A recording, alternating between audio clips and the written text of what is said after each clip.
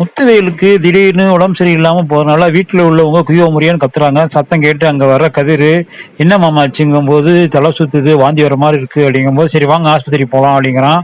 ஆனா அங்க இருக்க சக்திவேலு, ஏய் நீ யாருடா, நீ எதுக்குடா எங்க அண்ணனை கூட்டிட்டு போற, உன்னை யாரா இங்க வர சொன்னது, என்னடா என்ன பிளான்டா அப்படின்னு சொல்லி சக்திவேலும் அந்த குமாரும் பிரச்சனை பண்றாங்க. ஆனா எதையுமே காதுல வாங்கல. இல்லைங்க இவருக்கு வேற பிரச்சனை இருங்க அப்படின்னு சொல்லிட்டு டக்குன்னு ஆஸ்பத்திரி கிளம்புறாப்புல. ஆனால் பிரச்சனை பண்றாங்க. ஒரு வழியா சக்தி வேலை சமாளிச்சுட்டு முத்துவேலை ஆஸ்பத்திரி கூட்டிட்டு போயிறாப்புல கதிரு. அங்கே போனதும் ட்ரீட்மெண்ட் நடக்குது. அப்புறம் சேம் டேவே வீட்டுக்கு அனுப்புகிறாங்க.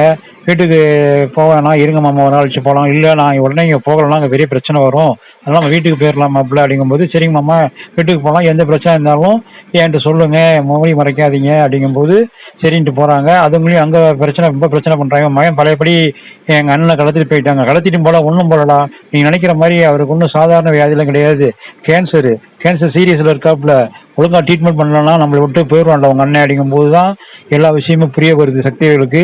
அப்போ தான் ஒரு நிமிஷம் ஆடி போயிடுறான். பரவாயில்லையே இவ்வளோ நாளாக நம்மள்ட்ட எதுவுமே சொல்லாமல் மறைச்சிட்டானே அந்த கதிர் பையன், ஒருவேளை என்ன காரணமாக இருக்கும் அப்படின்னு சந்தேகம் வருது அவனுக்கு. சொத்து ஆட்டையை போல தான் நீயும் மகனும் பிளான் பண்ணி எங்கள் அண்ணன் கூட சுற்றி வரீங்கும் போது டக்குன்னு பாண்டியன் கோவம் வந்துடுது. போடா நீயும் சுத்தம், என் மகன் உண்மையிலேயே எல்லாத்தையும் மேலேயும் பாசமாக இருக்கான்டா, நீங்களாம் சங்கடப்படக்கூடாது வருத்தப்படக்கூடாதுன்னு மொழி மறைச்சான் அவ்வளோ நாளா, அவனை போய் சந்தேகப்படல, நீங்களாம் நல்லா இருக்க முடியலா பாவி பயல அப்படின்னு திட்டுறாப்புல.